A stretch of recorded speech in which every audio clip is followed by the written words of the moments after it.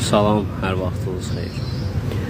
Bir məsələ həmişə məni düşündürüb ki, bu şairlər niyə Məcnundan yola getmirlər axı? Dursaq elə ən böyüklərdən biri, məsələn, rəhmətli Füzulidən danışmağa, deyir ki, məndə Məcnundan füzun aşiqlik istedadı var. Aşiqi sadiq mənəm, Məcnunun ancaq adı var. Və yaxud Seydəzim.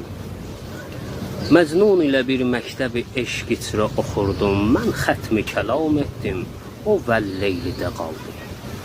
Gəlsək üzü bir yana, indiki zamanəmizə, rəhmətli Hacı Ələmdar Mahir belə bir beyti var.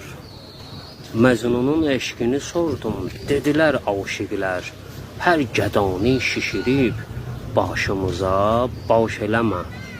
Və yaxud Axund Azərdə Seylim Məcnuna fəxr eyləməsin yarı ilə, sevgilim min bələ Leylanı nəzərdən saldı.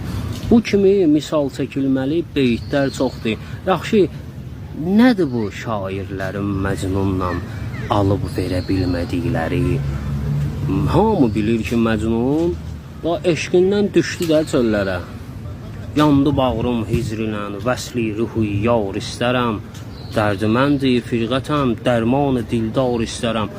Bunu o qədər dedi ki, bağrı çatladı Məcnunun. Bundan daha böyük sadiqlik istəyirlər bunlar.